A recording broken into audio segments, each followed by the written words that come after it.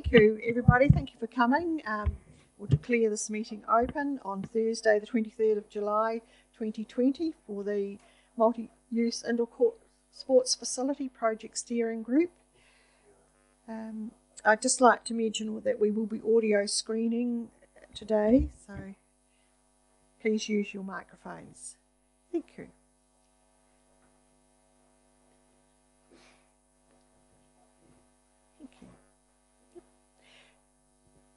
Now, firstly, we'll have apologies, please.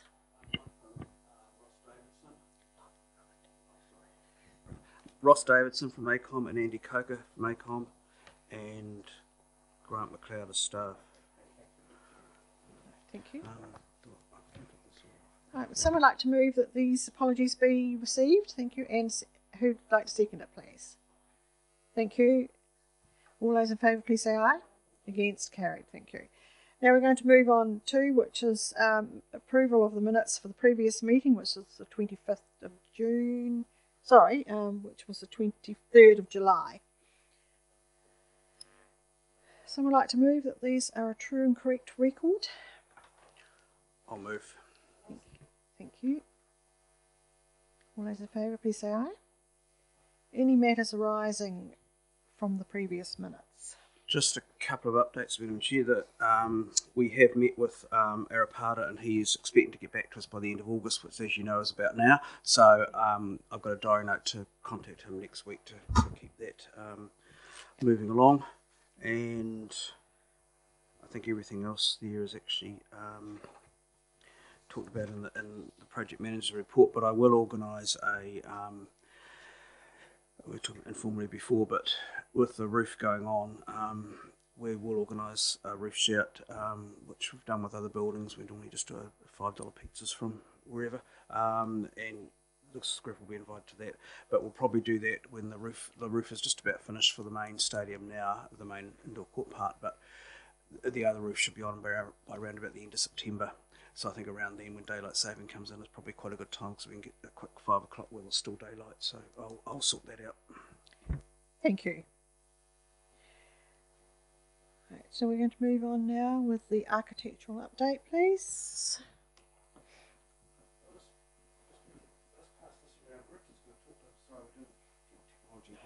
That's fine, thank you. But one of the things that we want to address was how we've got appropriate signage in the indoor courts itself.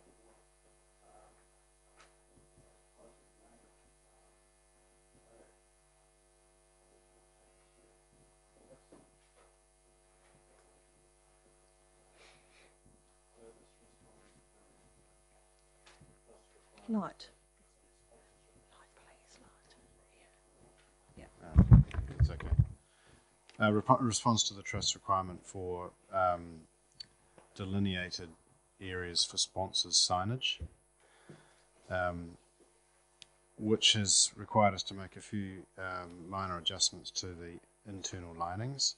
So what you see is a series of bulkheads set up on every other bay, on the west side and the east side, which would then accommodate branded signs of various sizes, and the thinking at the moment is that the west side would have a full width tier 1 sponsor sign, which you see there, 6.5 metres by 1300 roughly, and then the other side would have a similar arrangement but be divided into into pairs of tier 2 sponsors, and we've just mocked up some local businesses to give a sense of what that might be. Probably the main thing was just to ensure that rather than signs were just whacked up willy-nilly wherever, that they were controlled and coordinated and lined through with various other things that are going on in the building, such as the scoreboards and so on. And so this has been issued to the Trust, and the wheels are turning in terms of generating some interest, I gather. Cool. So, I mean, the project itself will organise those bulkheads that you see just to align through with the structural framing, and then the signage will occur as and when. Why we need to get onto it now, because the interior lining is starting the end of September, late September. So we need to have this sort of not the actual names of the signs, but we need to get the structure sorted because they're doing the framing, otherwise it would cost us more. Whereas now it'll be cost neutral effectively. What we're basically doing is moving the line of the bulkhead out. Yeah. That's great. So other than that, and just to reiterate, all these names are just indicative. They're not. There's no reality behind any of them. No, it was a case of giving the trust something to show people to get the sense of what they would get. Well, the question, I suppose, is what kind of money will they pay? But well, we've got to see. Yes. Okay. Any questions you'd like to ask? Anybody want to ask any questions on this? Right. So thank you very much for your reply. They're just not. So what we'll do now is that I'll receive the notes of this construction. Would someone like to second that, please? Warren Amani notes. Thank you. All those in favour, please say aye. Against, carried. Thank you. Right, we're going to move on then, please, to the project manager's report, please. Oh, I thought you were. You're doing a run. We're not going to be there. Oh. So this won't go to the microphone, but life is tough. Just wanted to explain a bit about the main element of the report, as you'll see, is the wall linings. And Yes. when the building was designed, the product was quite different to what has actually now happened. Resine have sold the recipe, as it were, to Dulux, and they've changed it markedly. So when Richard and his team were working with us on the design of it, there was a clear coat. It's got to be fire retardant in there because that section of the building is not sprinkled. So when you get into the changing room side, that's all sprinkled, so you can have different coating. But in the main hall, the main indoor court, it's got to have a fire retardant product. The original concept was a mixture of ply, and I've got another set in there. Chris, could you mind grabbing that cool To show where we're talking about, it's actually on page 1 of the stuff we've just been looking at. Yes, and I've just got this as well, which is also Shows it helpful. exactly. Yeah. So basically, where you've got the grey there, that's a special product, which is a special sound absorption product, and where you've got the lighter brown, which is under that 3 metre thing, which is on here. On there under the. That's was going to be this, and the original concept of it was we were having a whitewash finish and then the clear coat on top, because the clear coat used to have a hard surface and it was quite ball tough resistant. With the change of product, the clear coat is not a tough coat, it's very soft, so it would get damaged and then you lose your fire protection, so it has to go on first and then the paint has to go on outside. And the painters started some discussions with us some time ago about how this was going to work and concern about the level of finish. So Dulux have actually done this themselves, and it almost looks like runs, and that's on a small bit, and a bit you'd get more, because that's not done in a controlled environment. So that's done in effectively just working with what would be down there. To get a controlled environment, you have to hire a spray room, keep it temperature controlled, and it's sprayed off site and then assembled on site. And if it gets damaged, of course, you've got issues, and you've got issues with maintenance down the track. And as you'll see in that report, the additional cost to that was roughly around that 70,000 mark, roughly. Lee's didn't price it exactly because I said there's not much point spending too much time on negotiating an actual hire of a spray chamber and all the rest, but that was the approximate cost. So when we saw this, none of us were happy with this, including Lee's. And I must say they've been very good with all this because they're quite interested in the project to make it look good, because they don't want to look bad either. So we bought sheets of ply and they tried all this. So this is what we basically had thought of originally, but it was dearer when we were doing the original design, and it's called Decortec, and it's used in lots of other stadiums. So it's all pre-finished like that, comes in very hard resistant, very ball resistant, and basically you just wash it down. So that's what's in there now for around 50,000 cost extra to get that, and so that will come in this. Effectively, it's looking like it is there now. All those pale ones will be the Decortec. And on the east wall, underneath where you saw those signs before the second tier sign, right along there is Decortec as well, because that's the corridor into the changing rooms, etc., from outside. So on that well through the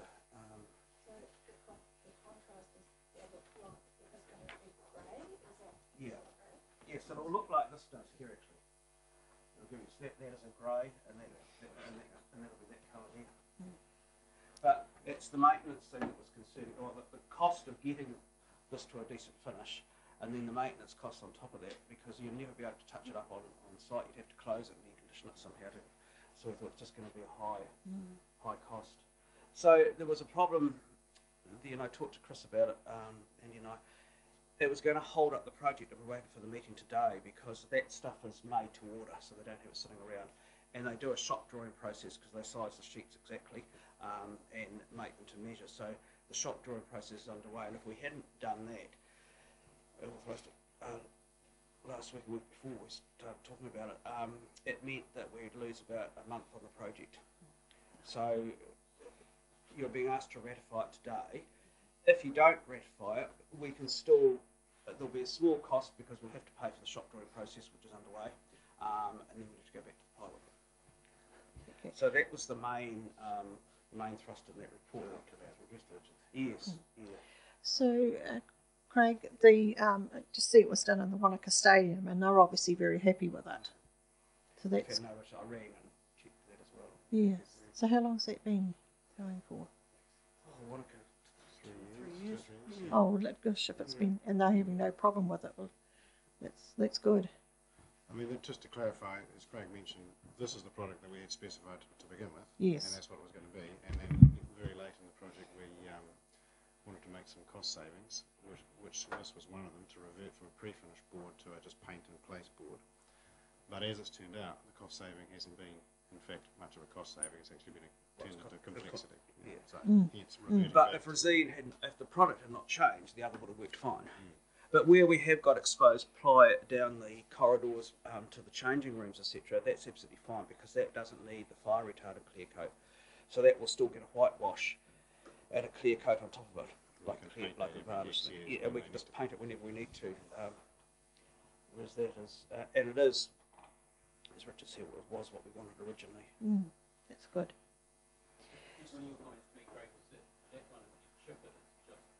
It's solid, yeah. Solid, isn't it? Whereas the other one's a paint finish. I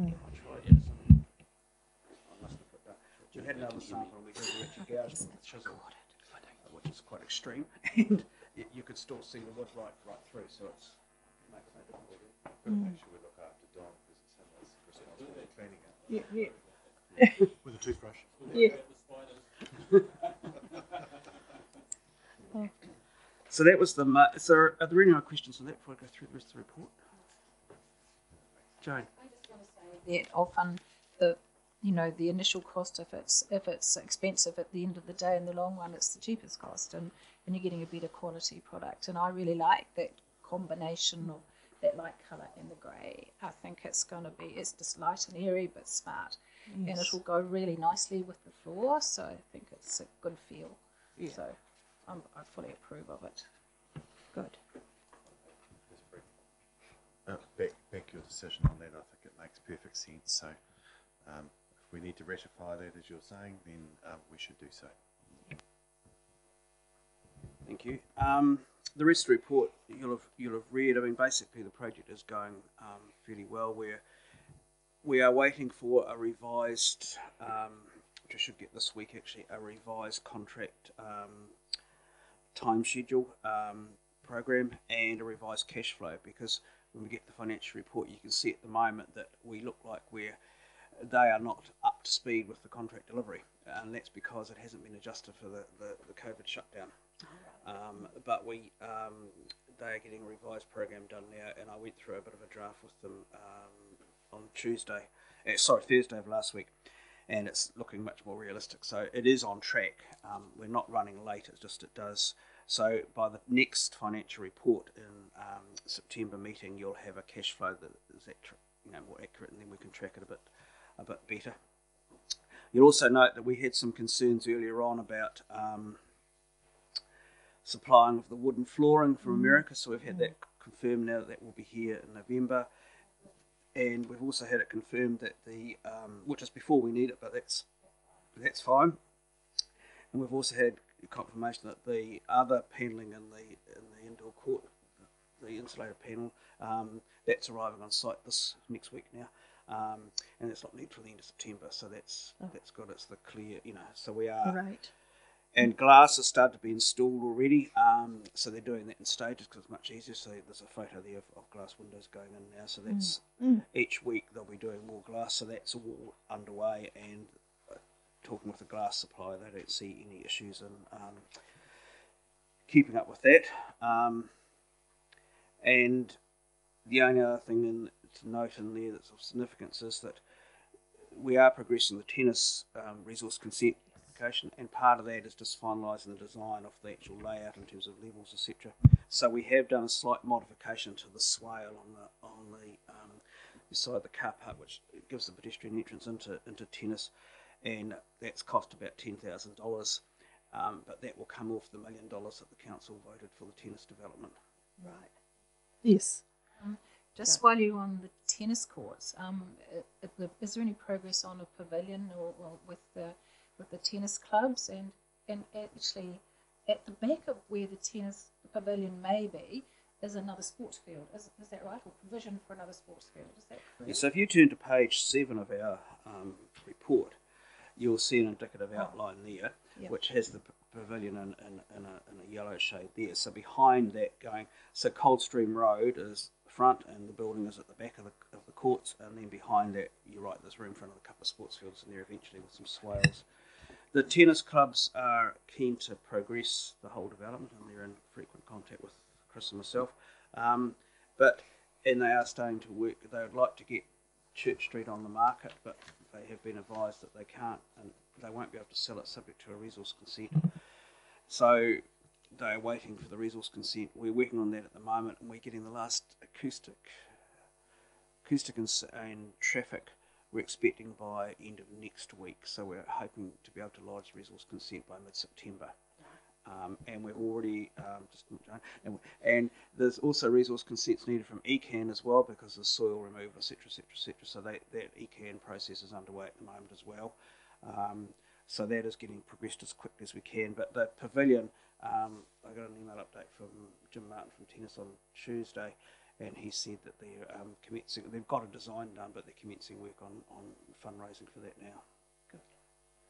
Just a thought, because there is going to potentially be sports facilities at the back behind the pavilion, would it be really quite good if, when it was designed, that they could have a two-way viewing on that pavilion? So lots of glass facing onto the tennis courts, but then at the back, lots of glass facing onto the back, and maybe so that it could be multi-purpose pavilion for different sports in the future.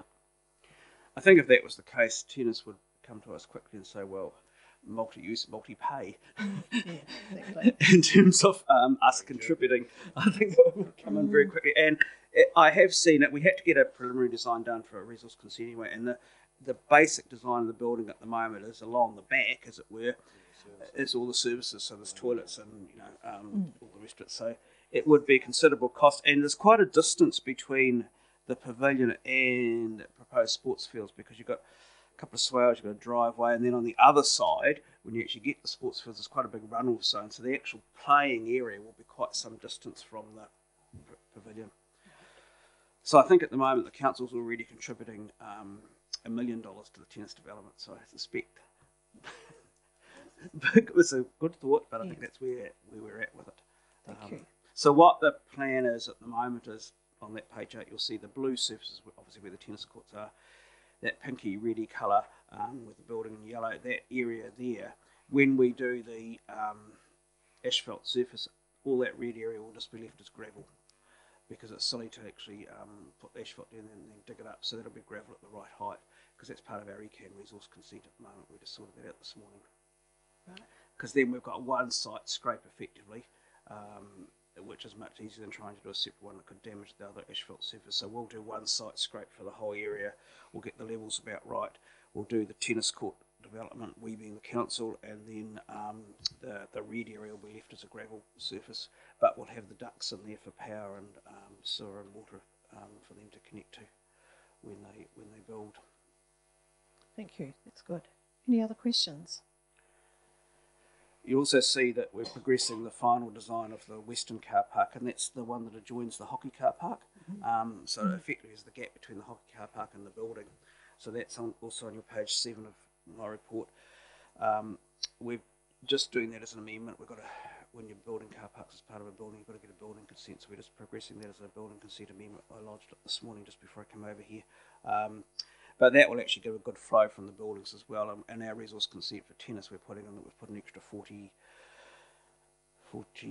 something car parks. I can't remember now. I think it's 46. It was 43, and I think we got 3 more in, so I think it's 46 car parks. And we have also allowed ducting on the main car park for future EV charging stations if that eventuates at some point in the future.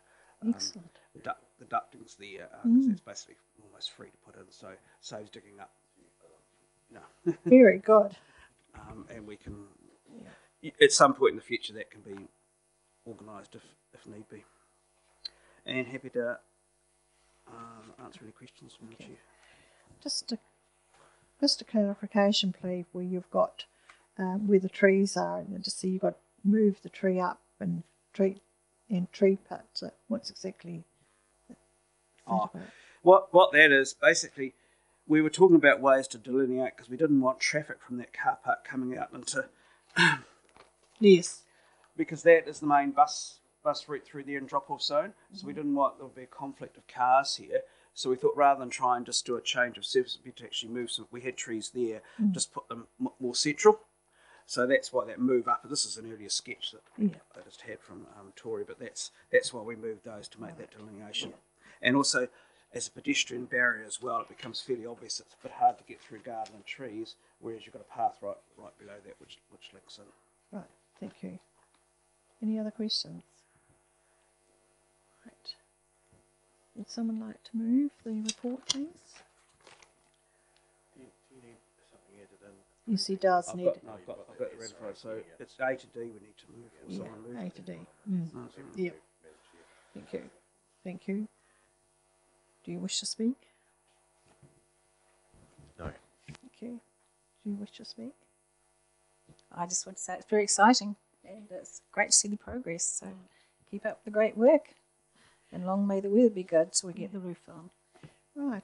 All those in favour of this recommendation? Oh, sorry, Don. So, Craig, is the flooring in there, the fitness, do we need to do anything? Okay. Well, there is a reference in there. Yeah, there is a reference in there. What? Just for a bit of background so you understand, there is a reference in there to the flooring. What you'll recall an earlier meeting where we were going to put a paper, or asked to put a paper up to council seeking an adjustment in the $1 million that the trust was going to contribute to reflect the credit there was going to be for us not putting any flooring down on the fitness centre, and the fitness centre includes the aerobics room, the gym, etc. And that seemed a good idea at the time. And then as we started working through the ramifications for the building project, it becomes quite difficult because it's hard for Lees to actually finish a building with no flooring down because, for instance, in the gym area, there's a series of floor boxes where you don't get the levels right if you haven't got the... And each flooring product has a slightly different thickness. And it's no big impact. There's a few mils, but it makes a big impact if the flooring box is suddenly sticking up. And also skirting treatment. And also the sealant of the concrete, because concrete has to be sealed. Different products require different sealing treatments. The trust has identified a product that they would like, and that's absolutely fine. They've done quite a lot of work on that. Michael and his team have done quite a lot of research on that, and they would like a different product than we had specified. So what we've agreed with Don is that we will get a price, and he's just finalising the specs of what they need. That will go to Lee's for a price, and that price variation will, the broad principle is, and will come back here to be officially agreed when I've got a price, will be that the trust will meet that extra cost. So if it is another 20 or 30,000, it will be dearer because what they want we know is dearer, but the exact cost we don't know yet. But it does mean that when we hand over the building to the trust to operate, the fitness centre and aerobics room will be ready for use. Yes. So the only bit that won't be ready for use will be the spin room, which is where the Prama development is being painted, and that will get installed later. Now, it could be open, by the time we actually open the building, it could be done, but Lees won't be doing that. So we're just working with Prama at the moment. There's been some emails finally, thank you. It's been a battle for almost a year now to try and get the actual specifications for Prama so we can get the wall linings correct, well, the wall lines, the wall bracing correct. So we're making progress in that at the moment.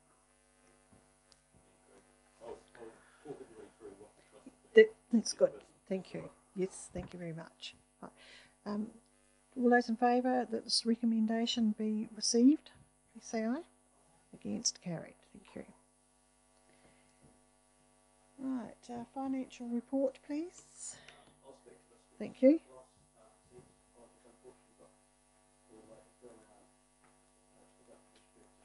All right.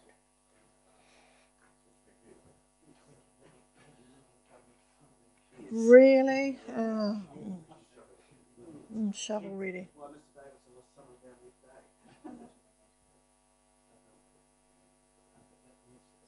Yeah.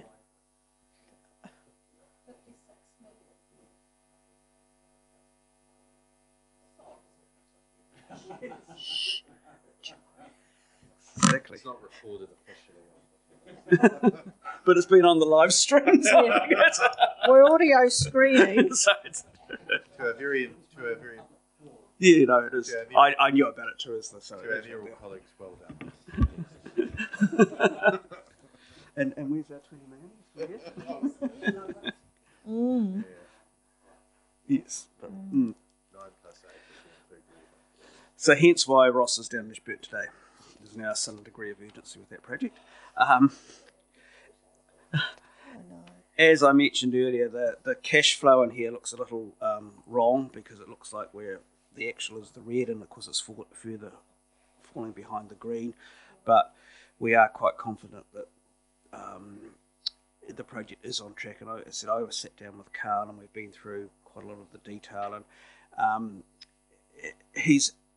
I think we're very lucky to have him in terms of his experience in managing large projects, because he's working at alternative ways to work that keeps the maximum people on site, so he's progressing in different directions. So, for instance, on the original program, it had all the glazing going in at once.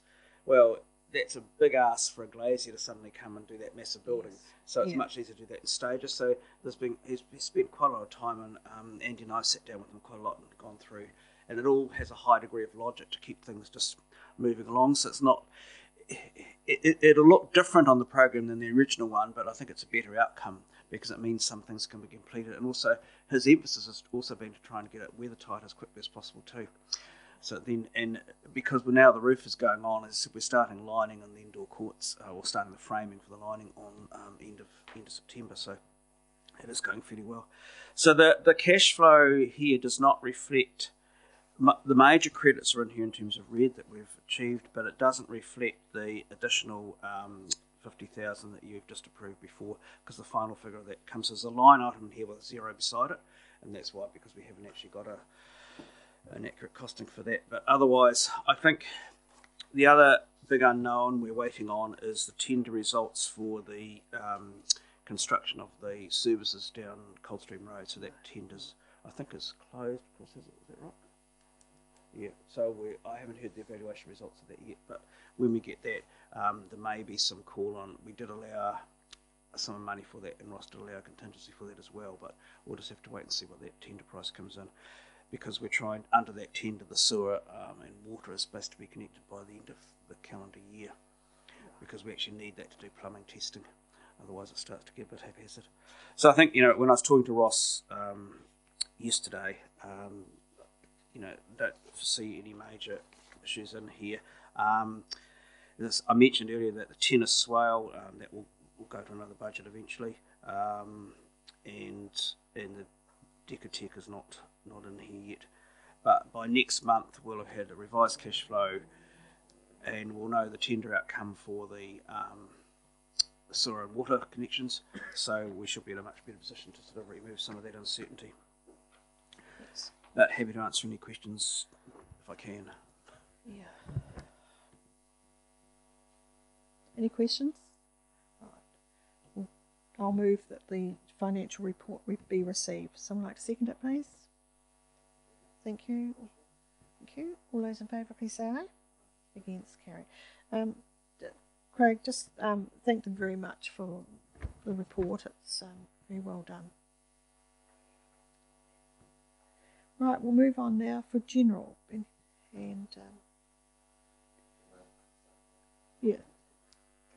yours, sir. Yeah. This is just a wee update of what the trust has been doing in relation to the project. So naturally we don't do it on PowerPoint because it's far too complicated. I meant to bring mine. Well, My one's in the car, actually. Well, you don't get one? Then? No, I don't. Yeah. I can borrow one for the moment. Gee. No.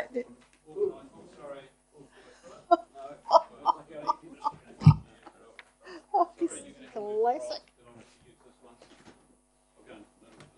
No, you're not allowed to flick the pages until I tell you to. So as you know, this is the stadium as it looks. Now we flick, so mainly we're looking at the red areas, which are the gym areas. So area 2 is the next page. So that's our visualisation. Yes, you can turn the page. Sorry. Page 2. Yeah, I'll turn this around. Okay, right. So I'll just yell loudly, shall I? See we're doing. Yeah, okay, right. So Jim, so that is our visualisation of what the machines will look like in that area 2, and the glass at the end is Coldstream Road. If we turn the page, that is looking from Coldstream Road in, and that's the running track. Now, if we had Michael here, we'd have half an hour on each page, so I'm abridging it in my own way. So the running track, so some of the things, we need to sort out is that the running track goes through the door, so we need to sort of measure up and make sure that it all fits in there appropriately. But in there, you can see that person standing there by those wee weights. They've got these big rack systems that stand up high, so we need to make sure that they fit in the cavity and we get the spacing right and all that sort of carry on. And you can see around that rack system that it's a different coloured floor, so they delineate the colouring of the floor. If we turn to the next page, this is the gym up in Wellington that's just been set up, so that's sort of some of the visualisation. That one, yeah, that one there. With the blue floor. Oh, sorry. Oh, I skipped 2 pages. Go back a page, then. Go back a page to the blue one. So this is what we call the aerobics room. So this is this fibre floor they're looking at. So people working out in that room. So that is the area number 4 on that front page. So that's the aerobics room in there. So that's what it sort of looks like. So it's not rubber flooring or it's not wooden flooring. It's that fibre sort of, you know what it was. I forgot to bring the sample, of course. Next. If only I was more organised. The next page is the pass. Yes. No, the one we saw was green, so I had no idea actually what colour. Okay, we'll get there. We'll get to colours.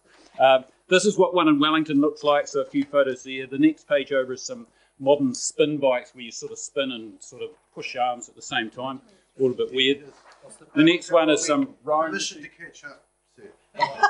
What's that one? Which one? The purple one. Are we here now?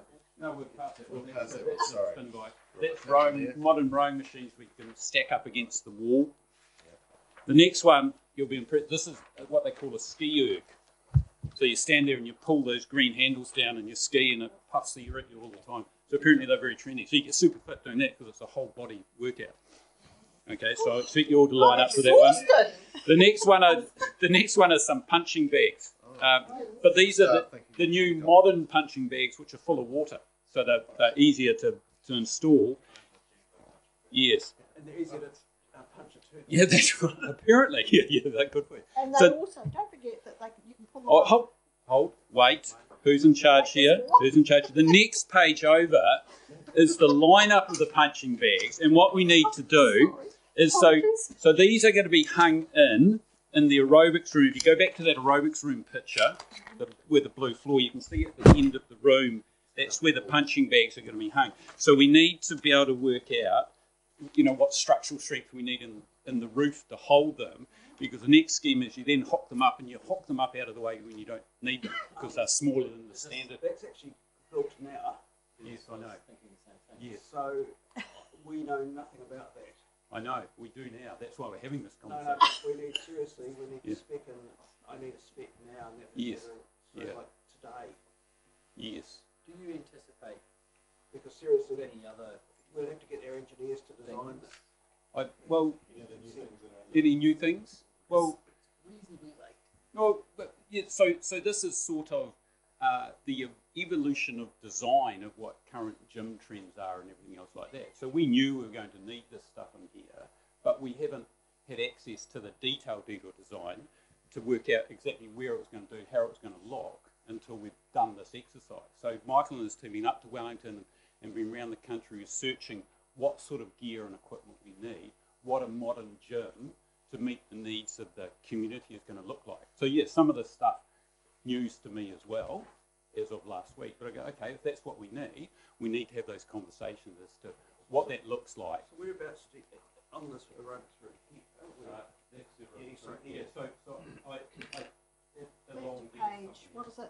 Is it the blue page? This is why we, and the conclusion of my conversation was going to be, this is why my team would like to have some physical access to see exactly what that would look like and where it would go to make it all happen. Now, if it's going to be an alteration, yeah, we accept that, and as a trust, we accept that there may be a cost to that. We're going to have to absorb some of that cost, but we want to make sure that when it's open, it is fit for purpose as well and meets the needs.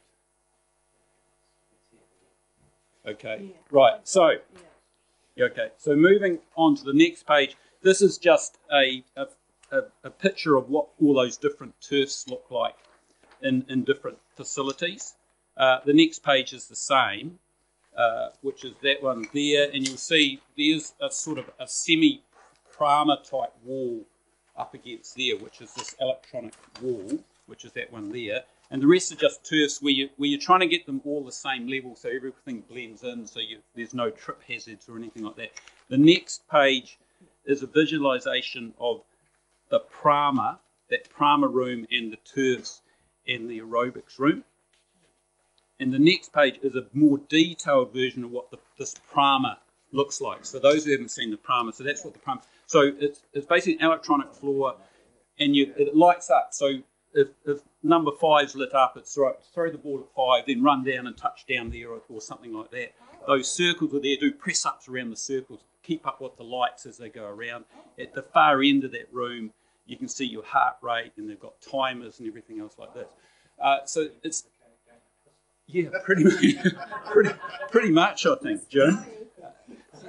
So that's what we're working towards in that prama room. So that's what it'll look like, state of the art. There's nothing else in the country like it at this point in time. Is it the first one? Excuse me. Yeah, pretty much. Do you want to just mention that this can also be used for people that have... Yes, this is where I need Michael, wasn't it, really? Yeah. So this isn't just for high-level sporting activity. As Michael said, this is for all age groups. So those people with older people with dementia or something like that, we can come in here, look, we can program activities. You don't have to give them hit the light or do something like that and move to the next light. So it's really a spread across everybody. So it's late night disco as well. Well, potentially you could have a late night disco there. I'm not too sure about that. Yeah. Just use it as a normal room as well. Yes. So the advantage of it is this electronic floor. Inevitably, in 5 years or 10 years, there'll be something else. Well, there could be, but Yes. What you provide for gyms, it changes regularly with things like that. So yes, there will be something different. Will this still be relevant? Who knows? But at the moment, this is a pretty relevant, and because they can program it and do whatever you want to. You can set up whatever programs you want to in it. How many people can be utilising that room at once? No, I don't know. I couldn't tell you the specifics really. Is it something that could be used as an event or a game or was team building? Yes, absolutely. So if we go to the next page, I'll explain that team building concept, if that's all right, Joan. So this is a look down from the top. So there's the prama room as the brown. So the concept is that first bit where we walked in is the general fitness area. This area is more for not elite athletes, but more team training or those more dedicated programs. We've got those big structure there of what they call rigs, which are big metal frames with all sorts of weights and pulleys and all that sort of carry on. So you have teams in there going around different stations, and the same within the prama room. You can have teams in there doing different activities around different stations and then moving on to the next one and everything like that. When we have World Cricket and when we Yes. have World everything, North Canterbury, Wanaka area would be a great place for them to practice and To to come base. and stay for 2 weeks and Yep. win their games. Or to base themselves for training, because Yes. we've not only got this, we've got the basketball courts, and then we've got the sports house, we've got the meeting rooms, we've got the physios and everything else on site. Okay. We've also got Um, the gym as well. The next page just is an example of yes, Is that the, just lost this over here, is that the punching bags there? yes, Right, so as you come in, you sort of, yes, yes. Well, there's 3 in that visual. Yes, I don't know. That's why we sort of, our desire is to get on site to say, okay, how many could you physically fit in there? So it's all well and good, with respect, Craig, trying to work off plans. We are visual, practical people. Well, I certainly am, and I go, right, if I'm on site, okay, right, how's that going to... So what Michael wants to get... So on that top down... going on site at the moment, Don, is to visualise that. Those internal walls aren't up yet. No. So Yep. you only get the concrete slab in Yep. house. You don't get any feeling of where that space will be. Now, when the framing goes up, then you start to get Yeah. that Yeah. sizing Yeah. thing there. That Yep. was the intent. Once the Yeah. framing's up, I think then you get a much better. Yeah. And Craig will still obviously need to know, the weight and how they're going to be Yeah. attached, and Yes. if there's any modifications that you need to be done Yeah. now, that's fine. We can, Yeah. you can do that, and then you Yeah. can come in once the frame's up and go, Yeah. It right, shouldn't now be we a know big it's deal strong enough. because three or four punch bags can't weigh that much. I have no idea. Well, it can't. Well, there's no saying you're right until you hit them, and then they're going to vibrate. Yeah. Yeah. Yes. Yeah. You're not trying to suspend it. No. No. You might just Okay. have to put a beam through or something like that. Yeah. Yeah. Well, Just it, have a beam. Sure, other people will define what the solution is. Yes. But as long as we know roughly where it needs to be. yes. Yeah. Then whether it's 3 or 6 of Yes. those things. Yeah. Yeah. Yeah. Hence, I wanted to raise it to make sure that the roof's not in there, and it was, oh well, actually, we're going to now retrofit this steel beam to hang all these punching bags on. It's obviously a conversation we need to be having now before it's too far down the track. Sorry, just looking at that page still. As you can see, there's different colours all around there. The rigs are on the black and all that sort of kind. So once again, it's a case of working out the sizing where everything fits from a being on site, measuring it all up with their tape measures before we can sort of confirm the order to the flooring guys, say this is exactly the layout. In that blue room, and it's not in there at the moment, Michael's envisioned there'll be lines in that floor for different activities and pushing sleds along and all that sort of carry on, similar to some of those earlier pictures. How often do you modify your gyms now? No, very infrequently. Like if you go down to Southbrook, that hasn't been modified now that it's been set up. More that is 2, 3 years. Yeah. Yeah. It's still, so that's state of the art Do you- still. like most other gyms would be between 5 to 10 years. Then you look at changing the floor pattern, moving things around. No, just as different equipment. That's right. Like that ski That's thing. right. 3 years ago that wasn't around, so you need to find a space for that. So you throw Just letting something you in. more and more and more stuff. So the beauty of the trust is because we have 4 facilities now, the most modern gear is in Southbrook, and then we slowly roll it around. Why Southbrook? Because this is our biggest market. We've got to keep up with more facilities than we do in other areas. The last tail end Charlie is Oxford. Okay, so they get the dregs of everything else. As it rolls. Yeah, that's right. Yeah, sorry, Wendy. I know, it's just so unfair. I could have worded that maybe slightly differently. Yeah, I think you could have actually.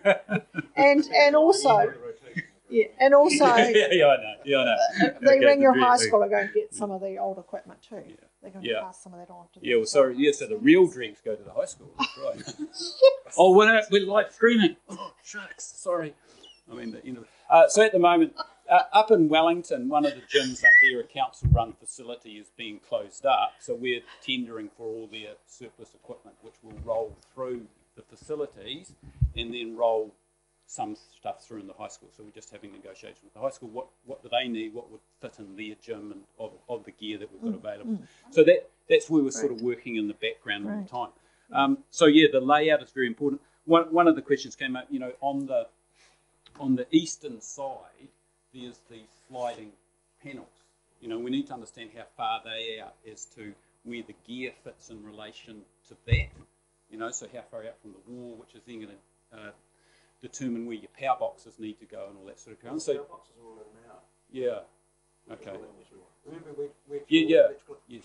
power boxes. Well, all the not power boxes are not in, but all the channels were Yes, brought out, so yeah. they can't be moved. No, that's fine. No, I We understand that. therefore But did put yeah. a lot extra put in than what you wanted. yes, yeah, So we extended it further to allow Yeah. for things developed in Yeah. the future. So those plans Michael gave originally for electrical layout, yeah, we adapted those to Yes. put more yeah. provision. Yeah. So I guess we're getting to trying to get to the fine tuning Yes. bit before we order the floor and finalise our equipment order. So we're like you guys. We're starting to get to okay, what equipment? What's our time frame of getting all this gear in? Okay. Just if we flick over to the next page, and these won't take too long. This is the demand from basketball. So I won't bore you silly with it, but the first line, primary school basketball want 4 courts for terms 1, 3 and 4, Fridays 4 to 9. South Island Primary School, Hoops and Stars, all days. So these are all the tournaments they're planning on running in there. So, there's been a lot of interest from basketball. The next page is futsal, which for those who don't know is like indoor soccer. Okay, and this is what they want. They want to take the facility for the rest of the days and the spaces available. The next page over, they also want to have 2 people in the sports house, as do basketball. The next page over is they also want to have elite coaching programs. So they're going to, basically one of our coaches is going to coach these teams within the facility for their specialist teams and all that sort of carry on. And the last page is their triangle of what they're aiming for. So they're aiming for the Women's World Cup in 2023 will be based, or some of the teams will be based out here. So that's the facility they want. So basically at the moment, we can almost book out the stadium every night of the week. Okay, so we're having our last discussions with netball, who, if you want to come and play indoors, you get one last shot, because otherwise futsal and basketball will take all the spaces and you won't get another chance.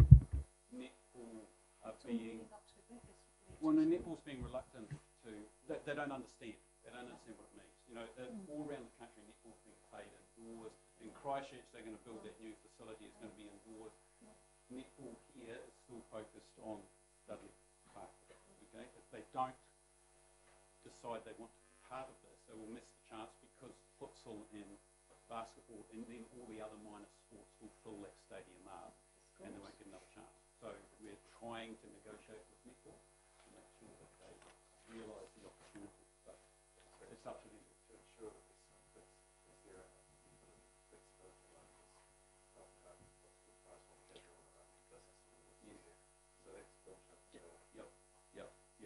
But at the moment, this was just an example of that's right.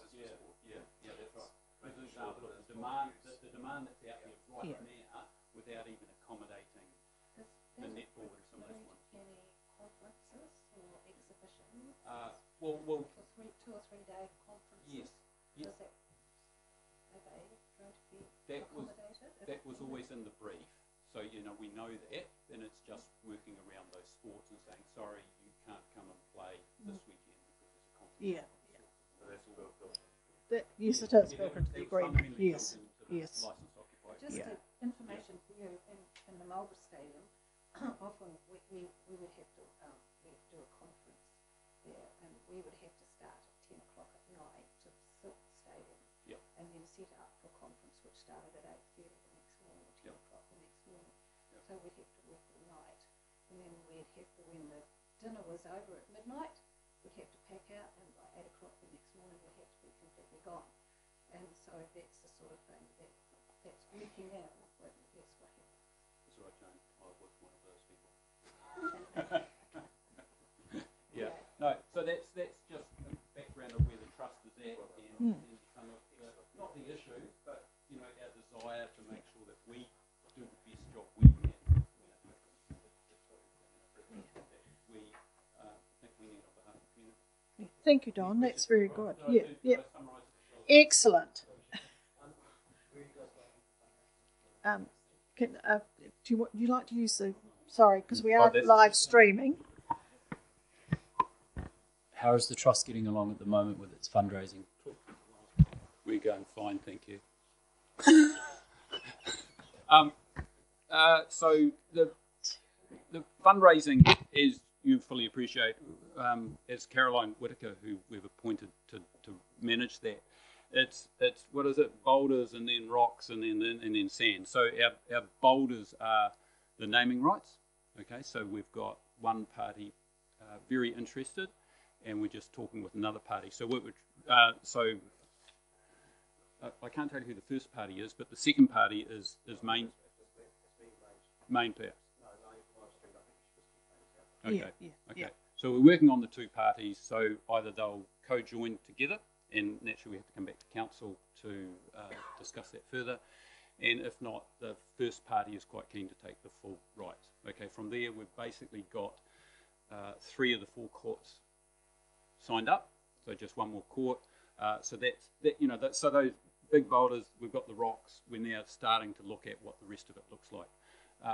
The other issue for the trust is part of our commitment. It revolves around the Edward Street and the gymnastics and trampolining. So we're just working with them, trying to get them to come up with some form of arrangement there. But you know, we're well on track.